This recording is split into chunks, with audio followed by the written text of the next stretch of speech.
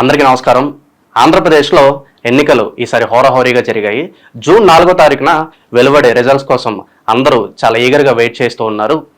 Present ఆంధ్రప్రదేశ్లో ఏ ప్రభుత్వం వస్తే బాగుంటుంది, అలాగే ఆంధ్రప్రదేశ్లో రాజకీయాల విషయాల గురించి ఒకసారి ఇవాళ మనతో ప్రముఖ ఆస్ట్రో న్యూమరాలజిస్ట్ సిస్లా జయశంకర్ గారు మనతో ఉన్నారు. వారితో ఒకసారి మాట్లాడదాం. గురుగారు నమస్కారం. గురుగారు, ఆంధ్రప్రదేశ్లో ఎన్నికల రిజల్ట్ కోసం అందరూ వెయిట్ చేస్తున్నారు. అసలు ఏ పార్టీ గెలుస్తుంది, ఏ పార్టీ ఓడిపోతుంది, ఇవన్నీ పక్కన పెడితే కనుక నిజంగా ఆంధ్రప్రదేశ్ ప్రజలకు మేలు జరగాలంటే ఎలాంటి నాయకుడు రావాలి, అలాగే మన రాష్ట్రం కొంచెం అభివృద్ధి దిశగా వెళ్ళాలంటే కనుక ఏ ప్రభుత్వం వస్తే బాగుంటుంది, ఒకసారి దాని గురించి క్లుప్తంగా ఒకసారి వివరించండి గురుగారు. తప్పకుండా. ఇక్కడ మీ ప్రశ్నలోనే ఒక చిన్న సవరణ ఏంటంటే, మారాల్సింది, రావాల్సింది, తెలుసుకోవాల్సింది నాయకులు కాదు, ప్రజలు మారాలి. ప్రజల ఆలోచన విధానం మారాలి. మన భవిష్యత్తుని మనం నిర్మించుకునే అవకాశం ఉన్న ప్రజాస్వామ్యంలో మనం ఇవాళ రోజున ఎవరో చెప్పిన డిక్టేటర్షిప్ లాగా ఉన్న, అంటే డబ్బు, పలుకుబడి, బలం ఉన్న నాయకుల యొక్క ప్రలోభాలకి లోబడి ఇవాళ ఎలక్షన్స్ నాయకులను ఎన్నుకోవడం జరుగుతుంది. సో ఎక్కడ ఎవరు, ఏ వ్యక్తి, ఒక నియోజకవర్గంలో ఏ వ్యక్తి పవర్ఫుల్, ఏ వ్యక్తి దగ్గర బాగా డబ్బు ఉంది, ఏ వ్యక్తి దగ్గర బాగా అధికారం ఉంది, ఇలాంటివి చూసి అనుకోవటం కాదు. ప్రజలు ఎవరు వస్తే ఎన్నుకుంటే, ఎవరిని ఎన్నుకుంటే మన భవిష్యత్తు బాగుంటుంది, ఎవరిని అధికారంలోకి తీసుకొస్తే మన జీవితం బాగుంటుంది అని ఆలోచించాల్సిన సమయం తప్పకుండా ఉంటుంది. సో ప్రజలు మారాల్సిన అవసరం ఉంది. వాళ్ళ రోజున సారీ టు సే దిస్, ప్రజల యొక్క ఆలోచన విధానం, ప్రజల యొక్క నడవడిక ఎలా ఉందంటే, ఆ ప్రజల్లో నేను కూడా ఒకడినే అనుకోండి, మనం అంతా ప్రజలమే. కానీ మ్యాక్సిమం పాలిటిక్స్లో ఇంట్రెస్ట్గా ఉండేవాళ్ళు, పాలిటిక్స్ ఎందు ఆసక్తి కలిగిన వాళ్ళు, ఎక్కువగా ధనం అనేది, ఎక్కువగా డబ్బు అనేది ఎక్కువ ప్రధాన పాత్ర వహిస్తుంది. డబ్బు, అధికారం, బలం, ఈ మూడు ప్రధానమైన పాత్ర వహిస్తున్నాయి. ప్రజల ఆలోచన విధానం ఎలా ఉంది? ఎన్నో కేసుల్లో స్కామ్లు ఉన్నవాళ్ళు, ఎంతో డబ్బుని వేల కోట్లలో స్కాములు చేసిన వాళ్ళని నాయకులుగా యాక్సెప్ట్ చేస్తున్నారు. ప్రజల కోసం ఏదో చేద్దామని నిస్వార్థంగా వచ్చే వాళ్ళ గురించి డిబేట్లు పెట్టి వాళ్ళని పాయింట్అవుట్ చేసి వాళ్ళని తప్పుడు మనుషులుగా నిరూపిస్తున్నారు. దానికి కొంత సోషల్ మీడియా సహకారం కూడా చాలా ఎక్కువగా ఉంటుంది. అందుకని అందరం బాగుండాలంటే మన ఆలోచన విధానం మారాలి. మన దేశానికి, మన రాష్ట్రానికి, మనకి ఎవరు, మన భవిష్యత్తుకి ఎవరు నిజంగా లీడ్ చేయగలుగుతారు, ఎవరు ఈ దేశానికి, రాష్ట్రానికి ఉపయోగపడతారు, ఎవరి నేతృత్వంలో అయితే ఒక ఉన్నతాశయాలతో, ఉన్నత భావాలతో దేశం, రాష్ట్రం ముందుకెళ్తుంది అని ఆలోచించి ఓట్ చేయగలిగితే భారతదేశం ప్రపంచంలో అభివృద్ధి చెందుతూ ఉన్న దేశంగా 70 ఏళ్ళ నుంచి పేరు పడింది. కానీ ఈ పాటికి అభివృద్ధి చెందిన దేశంగా పేరు తెచ్చుకునేది ఇవాళకైనా మనం కళ్ళు తెరిచి సరైన ప్రభుత్వాన్ని ఎన్నుకుంటే, విశ్వగురు అనే పదానికి భారతదేశం సరైన నిర్వచనాన్ని ఇచ్చి ప్రపంచాన్ని లీడ్ చేయగలిగిన స్థానంలో భారతదేశం ఉంటుంది. సో ఇకపోతే మీరు ఎలక్షన్స్ గురించి, జూన్ 4 ఫలితాల గురించి అడుగుతున్నారు కాబట్టి, ఇక్కడ ఎవరు వస్తారు, ఏ ప్రభుత్వం అధికారంలోకి వస్తుంది, ఏ పార్టీ వస్తుంది అనేది పక్కన పెడితే, ఎవరు వచ్చినా ప్రజలకు మేలు జరగాలి, రాష్ట్రం అభివృద్ధి చెందాలి, దేశం అభివృద్ధి చెందాలి అనేది నా కోరిక. గురుగారు, సాధారణంగా ఈ రాజకీయ పార్టీలు ఓటర్లను ప్రలోభాలు పెట్టి కొంచెం డబ్బులు పంచి ఓట్లు గుంజుకోవాలని చూస్తూ ఉంటారు. గతంలో ఇది ఒక సాధారణంగానే ఉండేది. కానీ ప్రజలు కూడా చాలా అప్డేట్ అయిపోయారు. ఇప్పుడేంటి, మాకు డబ్బులు ఇస్తేనే ఓటేస్తాం అని చెప్పి బహిరంగంగా వచ్చి వాళ్ళ నిరసన కూడా తెలపడం జరుగుతుంది. ఎక్కడో ఈ ప్రాసెస్లో నిజంగా డబ్బులకు లోబడిపోయి ప్రజలు సరైన నాయకుడిని ఎన్నుకోలేకపోతున్నారా? అసలు ఓటు ఏం చూసి ఒక రాజకీయ నాయకుడికి వేయాలి, కాస్త వివరించండి. మనని రాజకీయ నాయకుడు అంటే, ప్రజాస్వామ్యంలో రాజకీయ నాయకుడు అంటే నాయకుడు మనని ముందుకు నడిపించేవాడు, 10 మంది సంక్షేమం కోసం, 10 మంది అంటే దేశం బాగు కోసం దేశం అభివృద్ధి చెందడం కోసం, ఆర్థిక అభివృద్ధిని పెంచడం కోసం, పారిశ్రామిక అభివృద్ధిని తీసుకురావడం కోసం, సామాజికంగా సమన్యాయం చేసేవాళ్ళ కోసం, సామాజిక న్యాయం చేసేవాళ్ళ కోసం ఎవరు ఉంటారనేది వాళ్ళని చూసి ఎన్నుకోవాలి. ఇవాళ రేపు నిరక్షరాస్యత పోయి అక్షరాస్యత శాతం పెరిగింది. ప్రజల్లో చదువుకున్న వాళ్ళు ఎక్కువ మంది ఉన్నారు. ఈ చదువుని తాత్కాలిక ప్రయోజనాల కోసం కాకుండా దేశ ప్రయోజనం కోసం, లాంగ్ టర్మ్ ప్రయోజనాల కోసం, మన పిల్లల భవిష్యత్తు, ఇప్పుడు రేపు పొద్దున ఒక 20-30 ఏళ్ల తర్వాత తాగడానికి నీళ్లు ఉండవు, పీల్చడానికి స్వచ్ఛమైన గాలి ఉండదు, ఏంటి వాతావరణంలో ఉష్ణోగ్రతలు పెరిగిపోతాయి. ఇప్పుడు ఈ సంవత్సరం 2024లోనే 45-50 కామన్ అయిపోయింది. ఏంటి 40-45 డిగ్రీల మధ్యలోనే ప్రతిరోజు టెంపరేచర్ ఉంటుంది ఎండాకాలం. రేపొద్దున మనకి పిల్లల కాలం వచ్చేటప్పటికి ఎంత ఉంటాయి టెంపరేచర్స్? అప్పుడు ఏసీలు ఏవి పనిచేయవు. ఏసీలు పెరిగిపోతున్నాయి. ప్రతి ఇంట్లో 3 ఏసీలు కంపల్సరీగా ఉంటున్నాయి. ఈ ఏసీ గాలి వల్ల కూడా పర్యావరణం కలుషితం చెంది వాతావరణం వేడెక్కిపోతుంది. ఇలా భవిష్యత్తు గురించి ఆలోచించి చెట్లు పెంచాలి, మొక్కలు పెంచాలి, నీటి నిల్వల్ని పెంచే పథకాలు వేయాలి. ఇట్లా అంటే సాంఘిక సంక్షేమం, పర్యావరణ సంక్షేమం, ఇలాంటి వాటి మీద దృష్టి పెట్టి భవిష్యత్తు గురించి ఆలోచించి మన భవిష్యత్ తరాలని కాపాడే నాయకులను ఎన్నుకోవాలి. మన భవిష్యత్ తరాలని, మన పిల్లల్ని కాపాడాలి. రేపొద్దున ఇవాళ మీరు 100 రూపాయల కిలో బియ్యం పెట్టుకొని మీరు బియ్యం కొనుక్కొని తింటున్నారు. మరి మీ అబ్బాయి టైం వచ్చేటప్పటికి కిలో ఎంత ఉంటుంది బియ్యం? లీటర్ పాలు 30 రూపాయలు అయితే లీటర్ నీళ్ళు కూడా 30 రూపాయలే కదా. సో ఇలాంటి సందర్భంలో మన దేశానికి, రాష్ట్రానికి ఉపయోగపడే ప్రభుత్వాన్ని ఎన్నుకోవాలి. ఎవరికి వాళ్ళు ఆలోచించి అంటే డబ్బుకి, తాత్కాలిక ప్రయోజనాల గురించి ఆలోచించకుండా పర్మనెంట్గా దేశానికి, సమాజానికి ఉపయోగపడే వాళ్ళని ఎన్నుకోవాలి. ఎంత ఉపోద్ఘాతం! నేను చెప్పిన దాంట్లో కింద చాలామంది కామెంట్స్ పెడతారు, ఇవన్నీ మాకు తెలీదా, మీరు చెప్పాలా అని కామెంట్స్ పెడతారు. కామెంట్స్ పెట్టేవాళ్ళు మీ అందరికీ తెలుసు, మీరందరూ విఘ్నులే ఏంటి. కానీ నేను చెప్పేది కొంత అవగాహన పెంచుకొని లాంగ్ టర్మ్ ప్రయోజనాలు దృష్టిలో పెట్టుకొని దేశాభివృద్ధికి ఉపయోగపడే నాయకులను ఎన్నుకోవాలి. అప్పుడే ప్రజాస్వామ్యానికి అర్థం. లేకపోతే నియంతృత్వానికిను, రాచరికానికిను, ప్రజాస్వామ్యానికి తేడా ఉంటుంది. ప్రజాస్వామ్యం అంటే ఏంటి? ప్రజలు ఎన్నుకునే ప్రభుత్వం. ప్రజలు ఎవరికి వాళ్ళు విజ్ఞతతో ఆలోచించి ఓటింగ్ చేయాలి. ఓటింగ్ శాతం పెరగాలి. అదొక శుభవార్త. ఈసారి కొంచెం ఓటింగ్ శాతం పెరిగింది ఏంటి, దానివల్ల కూడా మంచి ఫలితాలు ఉంటాయి, బాగుంటుంది. మన జనసేన అధినేత పవన్ కళ్యాణ్ గారు పిఠాపురంలో పోటీ చేయడం వల్ల ఆ ప్రాంతం గురించి చాలామంది మాట్లాడుకుంటున్నారు. ఆయన తలుచుకుంటే సినిమా లైఫ్ కోట్లలో సంపాదించగలరు, కానీ సర్వీస్ చేయాలనే ఉద్దేశంతో వచ్చారు. ఒకవేళ ఈసారి పవన్ కళ్యాణ్ గారు గెలిస్తే, ఆయన అసెంబ్లీకి వెళ్తే ఆ ఇంపాక్ట్ ఎలా ఉండబోతుంది, అలాగే ఒకసారి కళ్యాణ్ గారి రాజకీయ భవిష్యత్తు ఎలా ఉండబోతుంది ఒకసారి వివరించండి గురుగారు. తప్పకుండా ఆయన రాజకీయ భవిష్యత్తు బాగుంటుంది. ఆయన భవిష్యత్తు ఎలా ఉంటుంది అనే దానికన్నా కూడా ఆయనకేం నష్టం లేదు. ఆయనకి కొన్ని విప్లవ భావాలు ఉన్నాయి. తెలుగు రాష్ట్రాలు 2 విడిపోవటం వల్ల అన్యాయం జరిగింది అనే ఒక ఆవేదన ఆయనలో ఉంది. పరిపూర్ణంగా ఆయనలో ఒక ఆవేదన ఉంది. 2 రాష్ట్రాలు విడిపోవటం వల్ల అన్యాయం జరిగింది, యువతకు అన్యాయం, ముఖ్యంగా యువతకు అన్యాయం జరిగింది. రేపొద్దున భవిష్యత్తులో ఈ యువత ఇప్పుడు ఏదైతే ఆంధ్రప్రదేశ్లో ఇప్పుడు చవి చూస్తున్నామో, రైతులు లేరు, రైతు కూలీలు లేరు, భవన నిర్మాణ కార్మికులు లేరు, ఇసుక లేదు, సిమెంట్ లేదు, అన్ని ధరలు పెరిగిపోయి పనిచేసే వాళ్ళు లేరు, ప్రజలు సోమరిపోతులై సాయంత్రం అవగానే వైన్ షాపుల దగ్గర కనపడుతున్నారు. సో ఇలాంటి పరిస్థితి వస్తుంది అనే ఒక ఆవేదన ఆయనలో ఆయన్ని రాజకీయ జీవితం వైపు నడిపించింది.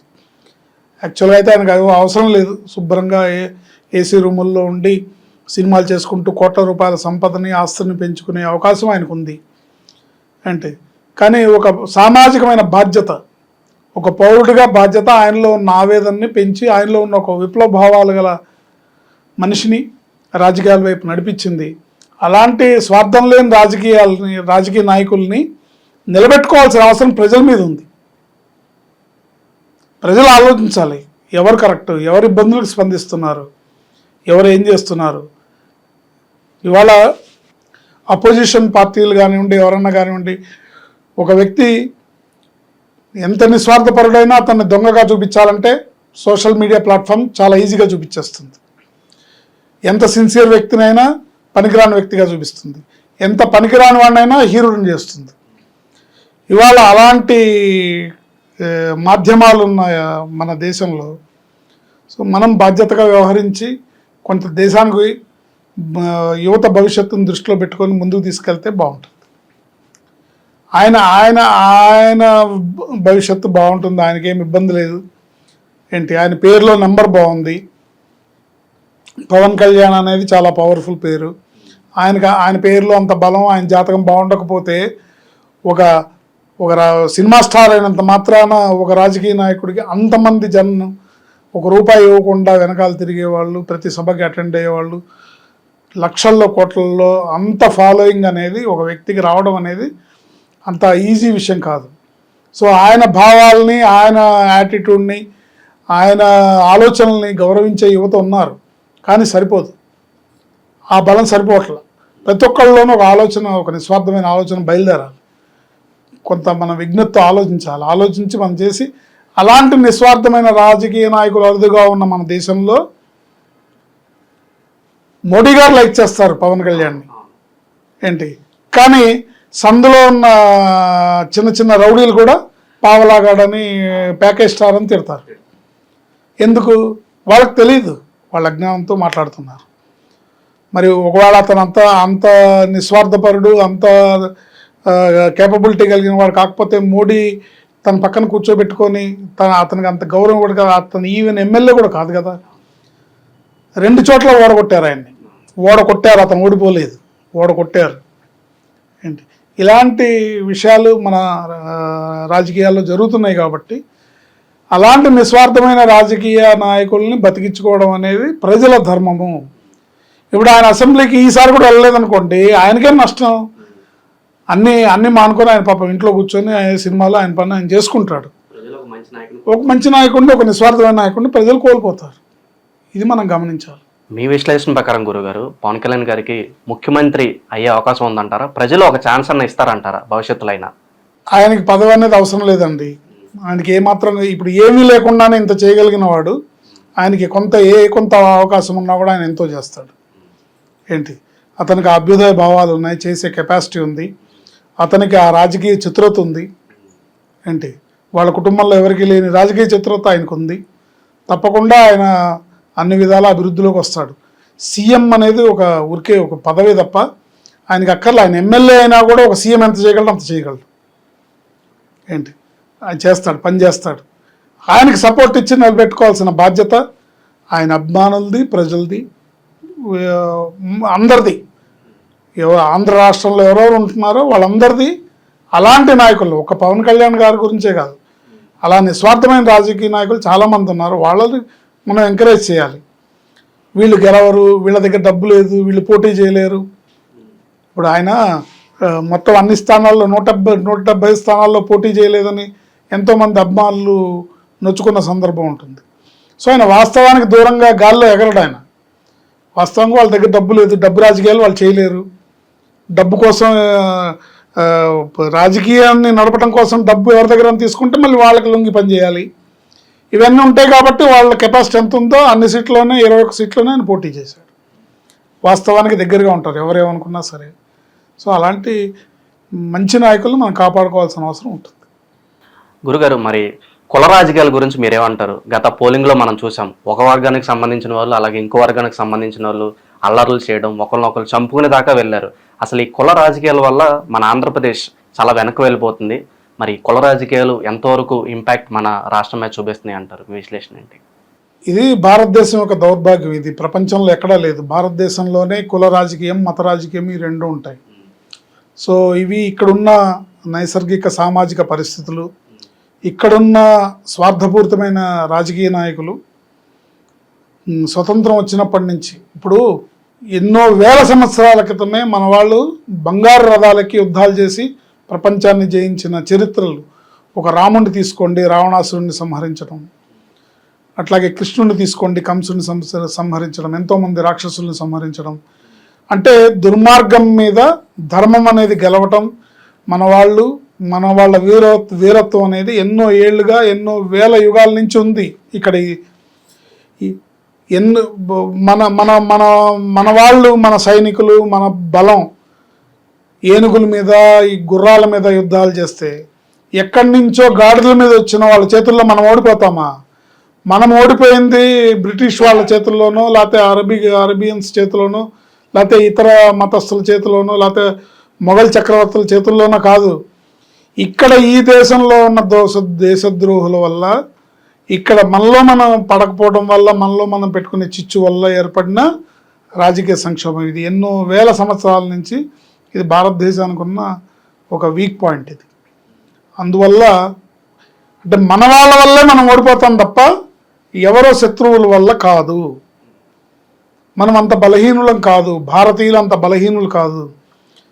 భారతీయులు ఎంత బలవంతులు అంటే వాళ్ళ గొంతుల్ని వాళ్ళే నరుక్కోగలరు, వాళ్ళకి తన మనుషులకి వాళ్ళే గోతులు తీయగలరు. ఇలాంటి వాళ్ళ వల్ల ఇబ్బంది వస్తుంది. అట్లా ఆ సంస్కారం అలా వచ్చి తర్వాత బ్రిటిషర్స్ 200 ఏళ్ళు పరిపాలించి తర్వాత స్వతంత్రం వచ్చి ఇప్పుడు 70 ఏళ్ళు అయింది.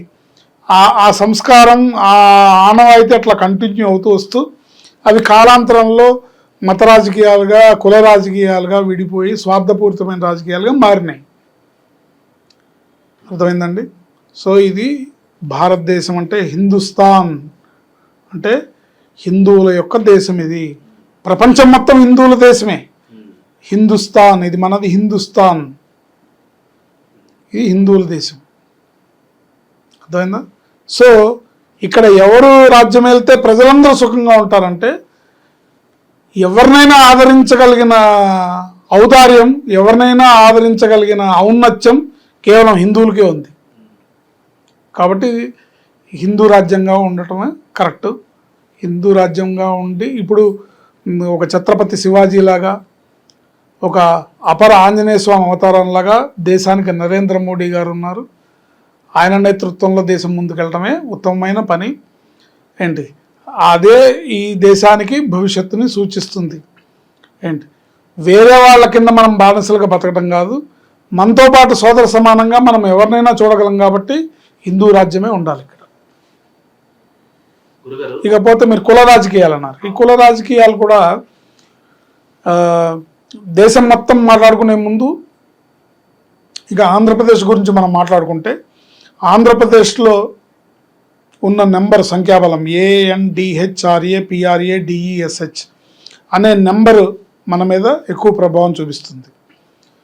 ఎప్పుడైతే పొట్టి శ్రీరాములు గారు నిరాహార దీక్ష చేసి ఆంధ్రప్రదేశ్ రాష్ట్రాన్ని నవంబర్ 1వ తారీఖున సాధించారో 50 ఏళ్ల క్రితం, ఈ ఉమ్మడి ఆంధ్రప్రదేశ్గా ఉన్నప్పుడు 23 జిల్లాలు, ఆంధ్ర, తెలంగాణ, రాయలసీమ 3 కలిపి ఈ ఆంధ్రప్రదేశ్ అనే పేరులో ఉన్న నెగిటివ్ నెంబరు ఆంధ్ర ఢిల్లీ లెవెల్లో ఆంధ్ర వాళ్ళని ఆంధ్ర అంటారు. ఈ ఆంధ్ర అనే దాంట్లో ఉన్న నెగిటివ్ నెంబరు ఈ రాష్ట్రాన్ని విడిపోయేలాగా చేసింది. బట్ గుడ్డిలో మెల్ల ఏంటంటే తెలంగాణ అనే పదంలో బలమైన నెంబర్ ఉంది కాబట్టి తెలంగాణ సుభిక్షంగా ఉంది, తెలంగాణ బాగుంది. ఆంధ్రప్రదేశ్ అనే పేరు బాలేదు. దానివల్ల ఆంధ్రప్రదేశ్ అనే రాష్ట్రం అన్నపూర్ణ అంటారు. కృష్ణా, గుంటూరు, ఈస్ట్ వెస్ట్ 4 జిల్లాలు దేశం మొత్తానికి అన్నాన్ని పెట్టగలిగిన, దేశం మొత్తాన్ని పోషించగలిగిన సత్తా ఉన్న భూములున్న జిల్లాలు. అలాంటి జిల్లాల్లో ఇవాళ ఆంధ్రప్రదేశ్ అనే పేరులో ఉన్న నెంబర్ వల్ల ఒకటి రాజకీయంగా రాష్ట్రం నైసర్గికంగా విడిపోయి, ఆంధ్రప్రదేశ్గా విడిపోయి ఆంధ్ర, రాయలసీమ కలిపి ఆంధ్ర రాష్ట్రంగా ఏర్పడింది. ఆ ఆంధ్రప్రదేశ్లో ఉన్న నెంబర్ వల్ల అక్కడి ప్రజలు మరింత, అంటే గతంలో 23 జిల్లాల మీద పడిన నెగిటివ్ ప్రభావం ఇప్పుడు ఓన్లీ ఆంధ్ర రాయలసీమ ప్రజల మీదే పడుతుంది. కాబట్టి మరింత ఎక్కువైపోయింది ఆ నెగిటివ్ ప్రభావం వల్ల.